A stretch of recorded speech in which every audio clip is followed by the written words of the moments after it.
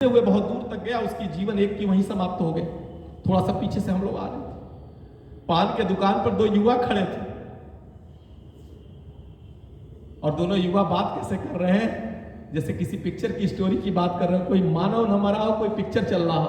अरे गजब न खस्ता है, मतलब क्या बताएं, मैं बताना नहीं चाहिए। मनोरंजन चटखारे लेकर के वो ऐसी बातें कर रहे हैं जैसे लग रहा है कोई जीवन किसी का न गया हो, बल्कि कोई सामान। मैं कह नहीं पा रहा हूं, हृदय प्रवीण, ये भाव संवेदना सूख सी गई है, ये भाव संवेदना खत्म होती चली जा रही है। और इतनी खत्म होती चली जा रही है, व्यक्ति इतना सेल्फिश होता चला जा रहा है कि आप सब गांव से जुड़े लोग होंगे।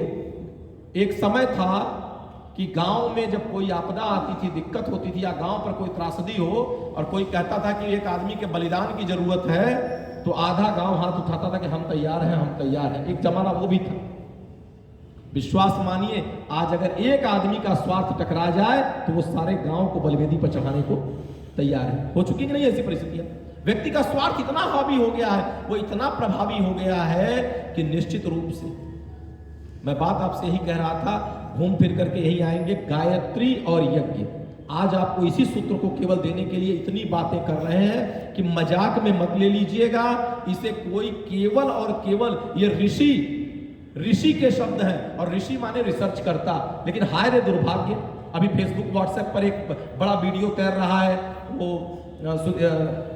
चौधरी जी जो चैनल पर है उनका भी आ रहा था, उनके चैनल के साथ बहुत आप लोगों ने सब लोग देखा होगा कि गायत्री मंत्र विदेशों में शोध हुआ, नासा में हुआ, ये हुआ, जगह जगह पूरी वीडियो तैर रही है। आपने खूब देखा होगा गायत्री मंत्र को लेकर वीडियो तैर रही है बहुत चाव से। दुर्भाग्य देखिए, माल हमारा और उसी में मिलावट करके, शुद्धता भी नहीं, उसी में मिलावट करके कोई पैकेजिंग कर रहा है, तो हम चकाचौंध की ओर फंस रहे हैं सारी चीजों को लेकर के।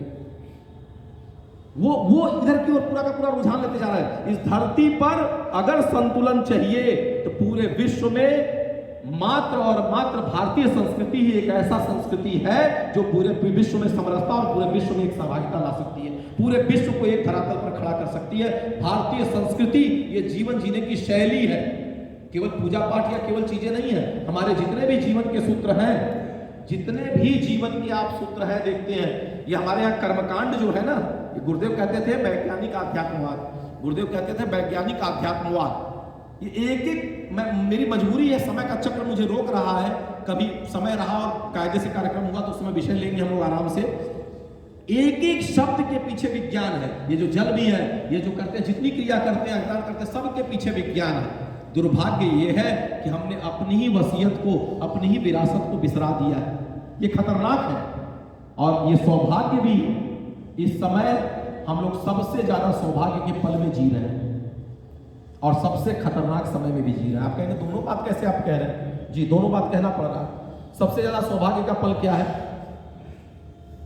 अच्छा बताइए ना। अभी कुछ दिन पहले यहां बैठे लोगों ने भी सुना होगा, 2000 की बात है, जब एक शोर मचा था मानव सभ्यता, वो कौन सा कैलेंडर था जिसने कहा था कि धरती नष्ट होने जा रही है, हल्ला मचा था, सुना था सबने? जिस गलती से भी सुना था हाथ उठाइए। कुछ लोगों ने सुना था ना कि ये पूरी धरती नष्ट होने जा रही है। 2000 की बात है। सन माया सभ्यता कैलेंडर भैया पीछे से बता रहे हैं, सन 88 और 90 से हम लोग मंच पे जा रहे हैं और कह रहे हैं स्वर्णिम युग आ रहा है, और वो कह रहे धरती नष्ट हो रही। क्या वो गलत बोल रहे थे? बिल्कुल नहीं, बस उनको ऋषि का सानिध्य नहीं मिला था, उनका कैलकुलेशन ठीक कह रहा था, लेकिन उनके कैलकुलेशन के साथ वो निर्माता के कैलकुलेशन को नहीं समझ पाए।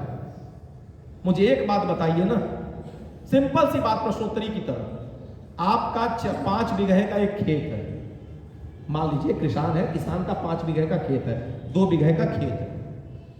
किसान ने खेत में गेहूं की फसल लगा दी और फसल तैयार हो गई, फसल तैयार हो गई। उस फसल में कहीं कीड़े मकोड़े आ गए तो कहीं खरपतवार लग गए हैं, ये स्थिति है।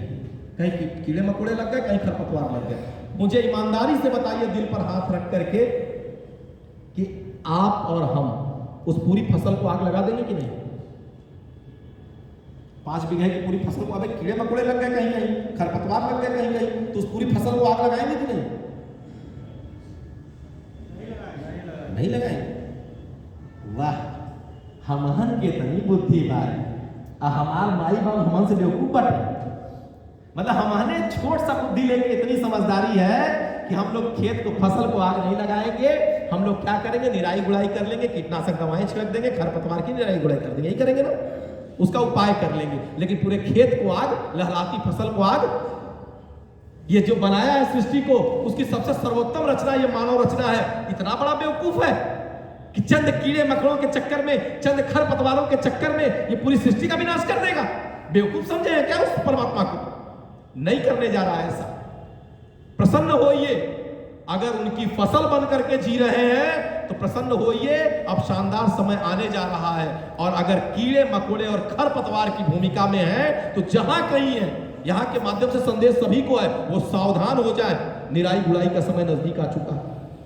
निश्चित रूप से उनको डरने की आवश्यकता है, जो मानवता के लिए खतरा है, जो सृष्टि के लिए खतरा है, जो भगवान की इस बगिया को बर्बाद करने में लगे हुए हैं। निश्चित रूप से उनके सावधान हो जाने का समय है। ये चेतावनी है महाकाल की, अभी समय है, अभी बदल लो तेवर अपनी चाल के, कर्मों के फल से न बचोगे, चलना बहुत संभाल के। ये सबसे शानदार समय जो आने जा रहा है, गुरुदेव का उद्घोष है, 21वीं सदी उज्जवल भविष्य। तो मैं आपसे बात यही कह रहा था कि ये सबसे बेहतरीन समय में आप जीने जा रहे हैं, और आवश्यकता सिर्फ इसी बात की है कि हम सभी लोग यहाँ पर बैठ